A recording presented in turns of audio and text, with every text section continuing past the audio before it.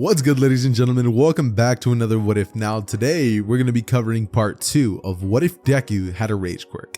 Now the first part seemed to have a lot of support from you guys. I've only seen the results of the first hour at this moment, but I'm almost positive that you guys are going to come in clutch and hit the 1,000 likes. If you don't, it is what it is, but I really did like this What If, so I'm going to keep it going, and depending on how part 1 and part 2 come out, then we'll see if we're going to be getting a third installment.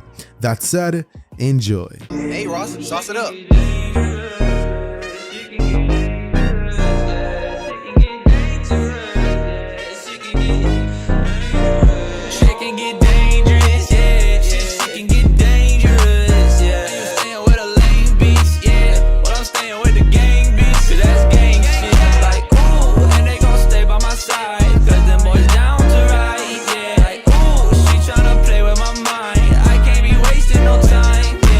We start our story off in the perspective of Izuku. However, things are a bit strange because Izuku's vision is disoriented. It's blurry almost.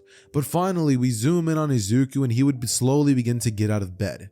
Izuku would think to himself, is it Monday already? As he gets up and groggily makes his way towards the bathroom. From here, Izuku proceeds to go through with his morning routine, and he would then get into the bus where, you know, not like a bus where like it's a school bus, but kind of like a transit bus. And, you know, he makes his way towards UA.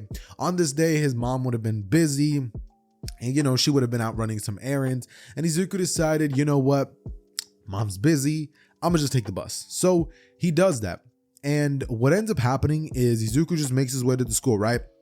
Nothing crazy. He enters, and when he does, he ends up seeing a bunch of his classmates. However, it's weird because his classmates are kind of fuzzy. He just sees a bunch of the people that he saw at his exam, like proctor area. Like he just sees a bunch of those people, and then it's a bunch of other people that have like blurred faces almost. Izuku feels like he's in a weird state of mind. Like it's strange. Izuku's eyes would begin to flicker red for in and out, and suddenly he makes his way towards the back of the classroom.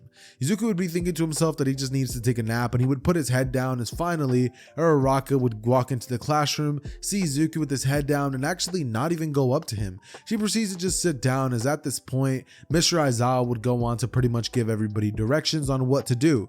And at this moment we would get a scene where Bakugo would go over to the throwing thing, and he would throw the ball as far as he physically could. At this moment, Bakugo looks to Izuku and shoulder checks him, right? He shoulder checks him as he's walking back towards the direction where everybody else is, and Izuku gets irritated at that. From here, Bakugo goes on to say, why would you guys let a villain in here? Did you guys know that he completely trashed the school a couple of months ago? Not to mention that he injured a couple of my classmates and myself. He can't control his quirk. He shouldn't be here. And Izuku would try to say something, but everybody would just start looking at him, murmuring and beginning to say stuff underneath their breaths. Izuku, as of this moment, would then walk over towards the ball as he would get it tossed to him by Aizawa, and he would just be like, whatever. Bakugo's always going to be himself. I just need to focus on what I'm doing and I'll be fine. From here, Izuku closes his eyes. He breathes in, and then Izuku would go on to pretty much grip the ball as hard as he can, look at Bakugo one time as his vision goes completely red, and he would throw the ball as far as he can, leading a score way higher than Bakugo's, as Bakugo would say, look, even his quirk is villainous. He has some sort of rage quirk. Apparently he needs to get angry to use it. That's not really a quirk that a hero should have. As you know, from here everybody begins to murmur more, and Deku from here kind of loses. He's like, you got a problem, Bakugo? You want to call me a villain? What about all those years where you tormented me, where you bullied me, where you casted me aside and you made me your personal punching bag? You're not going to tell them about those things, are you? Everybody looks to Bakugo, and Bakugo would say, he's lying. Just look at him. For him to have been quirkless before, how could that even happen if he has a quirk right now?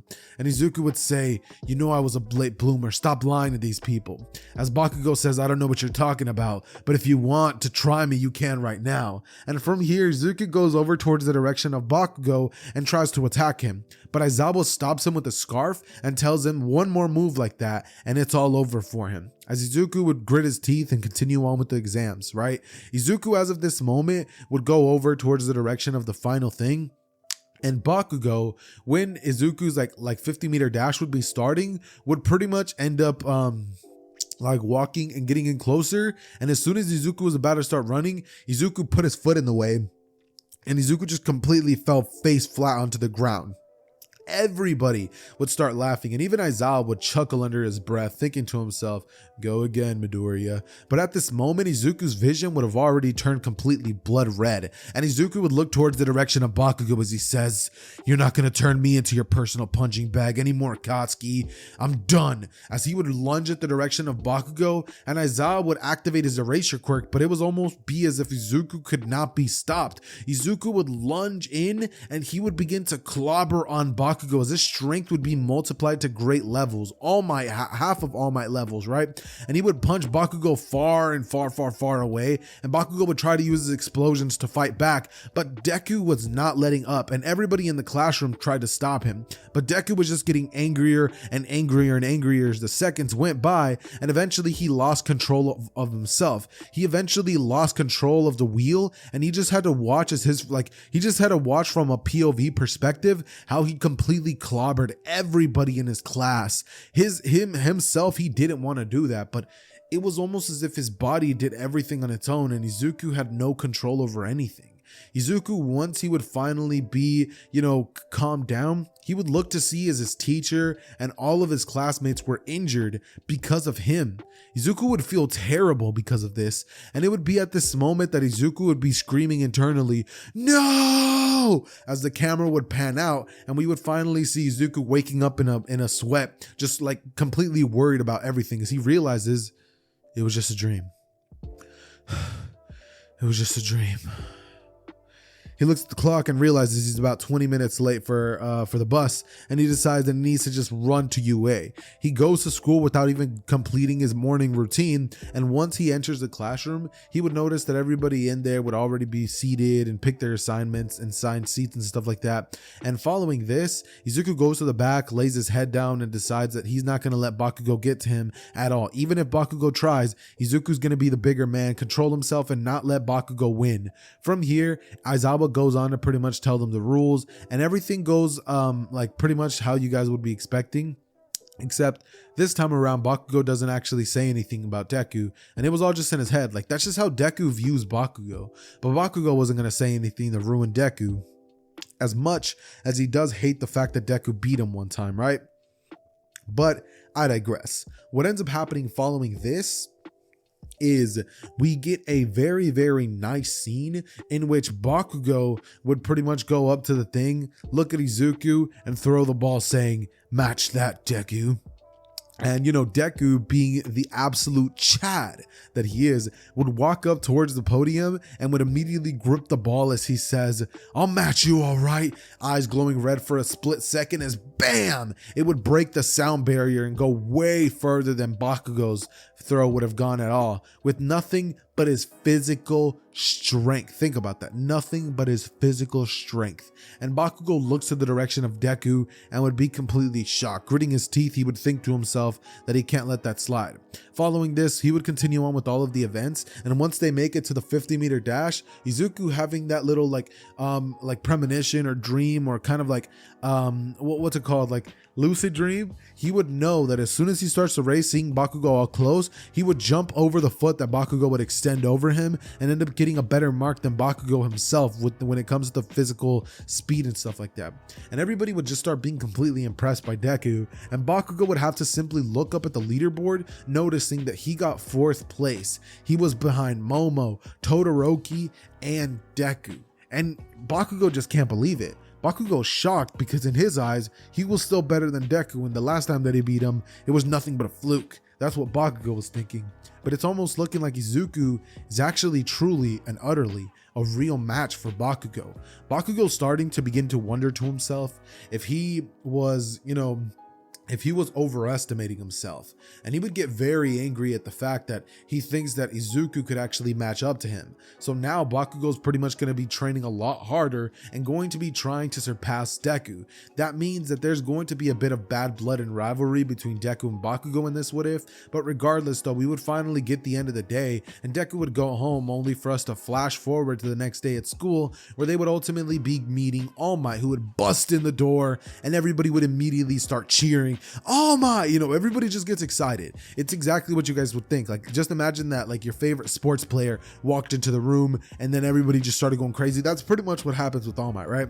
And once All Might walks in, he would begin to spout some nonsense as finally he tells them about the hero suits, and we all get that awesome scene where all of the students would begin to suit up, and then we end up zooming in on Deku, whose hero outfit would be a lot different than the one that we would have gotten in the original. In the original, it would have been a little bit of a weak knockoff of that of All Might's, but this time around, it's more of like a concealed outfit, right? Like, how do I put this? Like, I can't really explain it, but I mean, you guys can just make up whatever outfit you guys want in your head. That's just the outfit that he's gonna have. Seeing as the outfit doesn't really matter, it doesn't really matter what he looks like, right? But just know it's something like special ops, like covert, something like that, you know what I mean? With a lot of gadgets on it and stuff to help Deku out with his anger and stuff, right? And that's just the stuff that Deku's going to be having. He also has a small like hidden knife that he has on one of his arms that he can take out and use mid battle if he was to ever need it, right? Because we learned that concealed weapons are the best weapons, because your opponents don't see them coming. They're thinking, oh, he's fighting fair, but you don't bring a knife to a gunfight. Anyways, though, we go on with the day, and All Might finally begins to tell everybody about the fact that they're going to be having 2-on-2 battles, right? Now, the 2-on-2 battles that we're going to be seeing is pretty much going to be consisting of Deku and Uraraka versus Ida and Todoroki. Now, you guys might be like, why Todoroki? Why not Bakugo? Like, we want to see that fight. Well, just trust me, guys. If I give you guys that fight right now, you guys won't appreciate it as much. You know what I mean? Like, you got to work for things. Y'all got to wait for a part. Y'all got to like this video up if y'all want to see Deku versus Bakugo for real.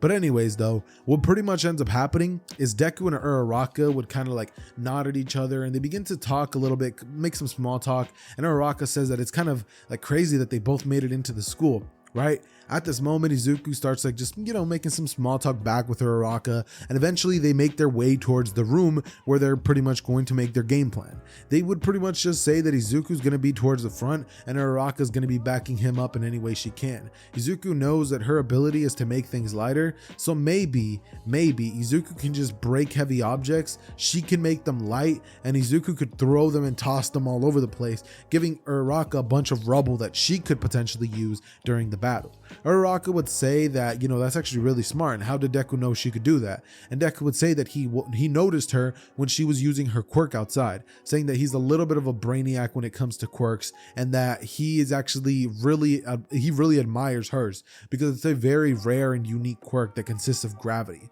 something that they don't see too often nowadays, right? And Uraraka would just be like, thanks. As from here, we would just get a dope scene where Izuku and Uraraka like step out into the light, and they would begin to pretty much go up and up and up and up and up in the building. And eventually, once they get closer to the bomb room, Todoroki would just like, we would zoom in on Todoroki as he closes his eyes, and bam, he stomps his foot on the floor. And Izuku, he can hear the ice just beginning to cover everything as Izuku grabs onto Uraraka and says, jump! And Uraraka does so, right? They jump up into the air and the room would get frozen solid. And if they had not jumped, their feet would have gotten stuck to the ice, right? And they would have had to rip off their shoes and stuff and then had to walk barefoot, which could have like messed them up, you know what I mean? But since they did that, Izuku was capable of dodging that attack and freeing both himself and Uraraka from any potential threat that they would have been in, right? And what happens after this is that pretty much Izuku looks to Uraraka and says, look, you make me weightless, and you make yourself weightless. Can you do that? Uraraka's like, yeah. And Izuku says, look, I need you to make yourself weightless and I'll carry you. I can tell by the shoes you're wearing that you'll probably slip and fall. So I'll carry you as long as you can make yourself weightless. And from here, we'll make our way to the bomb room. Uraraka nods and Izuku proceeds to do so. And from here, they begin to climb up the areas, right? And finally, Izuku would make it towards the bomb room. He can see the door and he's almost positive that the bomb is there because of a small window. Izuku decides that for now, he's just going to look to Uraraka and he would say, Uraraka, right now I need you to stay out of my way. I'm gonna charge guns blazing, and I just need you to hold on to that bomb. I'm gonna try to distract the both of them, and I need you to come in like a thief in the night and completely catch them off guard. Uraraka nods and she's like, right. As from here, Izuku proceeds to essentially say, all right, let's do this. As he would clash his knuckles together just like Hiroshima does, and he would think back to a bunch of different memories that can make himself angry. He would begin to create scenarios in his head with Bakugo, and from here he would rush in as he smashes a hole through the wall and rushes in right at the direction of Todoroki. Todoroki would shoot an immediate ice geyser at Deku, which Deku would say, that's it, as he manifests an energy beam of rage and just shoots it straight at Todoroki, shattering the ice in its path as Todoroki has to jump to the side to avoid it, and Deku would then go forward towards the direction of Todoroki. Suddenly, Ida would come flying in with a reciprocal burst and trying to hit Deku in the face with a kick, but Deku would hold one arm up, and with nothing but one arm, he would tank the entirety of that blow as he grabs onto Ida and throws him at Todoroki. Now, Todoroki wouldn't have been expecting this, and he would hit Todoroki right on the mark, and both of them would be on the ground as Deku would be lunging at them, jump up into the air and smash his fist straight onto the ground where, Todoroki and Ida were, cracking the ground and sending them down to the bottom floor underneath the one that they were at. As Izuku would just say, Uraraka, now! And Uraraka would begin to run towards the bomb as Ida would be thinking to himself that he needs to stop her, right? But he can't exactly just jump an entire floor up, so Ida's incapable of doing so, but Todoroki would be able to kind of help them out by creating ice stairs for Ida, but Ida can't run fast on the ice stairs or he'll slip. So Ida wouldn't be able to get there in time, and Uraraka would safely be able to get a hold of the bomb and catch the dub for the team of heroes, right? Izuku and Uraraka would win. Todoroki would be completely enraged at the fact that he just lost, but he's like, whatever, at least it wasn't a fire quirk user, right? And from here, we end up just getting a moment in which Deku walks past Bakugo, who, still hasn't gone up, and says, beat that. As Bakugo would just grit his teeth and say, oh, I will, Deku. As from here, he goes up with his teammate, which I'm going to be saying is Mineta. And since Bakugo doesn't really need a teammate, I'm going to be saying that he goes up against Asui and Tokiyami, right? And Asui and Tokiyami would completely be taken out by Bakugo. As Bakugo walks back into the room and says, I think I kind of did beat you, Deku. As from here, both of them glare at each other, and All Might would kind of begin to notice that bit of rivalry that's going on between the both of them. At this moment, All Might doesn't really acknowledge it too much, and from here, all of the students would continue on to do the test, right? As after this, Aizawa would walk in and begin to pretty much look at the footage and tell everybody that they did a great job, going on to explain to them that pretty soon they're going to be going to the USJ, the unforeseen simulation joint. It's, everybody would be told that they're going to be given permission slips, and they're all going to basically need to sign them. From here, everybody would be like, sweet. And, basically everybody goes home, gets the little permission slip thing signed, and Izuku would be at the dinner table with his mom as she asks him, so, how are you liking UA? And Izuku would look at her and say, Mom, can I be honest? The school's great, the staff's great, but I don't know how I feel about having Bakugo there in that classroom with me. I mean, every time I see him, I just want to, and her, Inko nods and she's like, I understand, Izuku, but you have to understand that with a quirk like yours, you have to control your anger, Izuku. You can't let that define you. Izuku, you may have a powerful quirk now, but you have to be able to dominate it yourself. You have to be able to show that you're better than that. You're not just your quirk. You're special. You're smart. You're capable, and you don't need a quirk at all times. Maybe learn to do stuff without it. And Izuku would nod, kind of understanding, take a bite of his fish, and then be like, thanks, Mom. As he goes to his room and he begins to contemplate everything that comes with his quirk. He begins to kind of have a little bit of a flashback to that dream that he had last night, and he would just be thinking to himself that, it's whatever. He just needs to ignore it and not really think about the fact that, his quirk can potentially be a danger to anybody around him, right?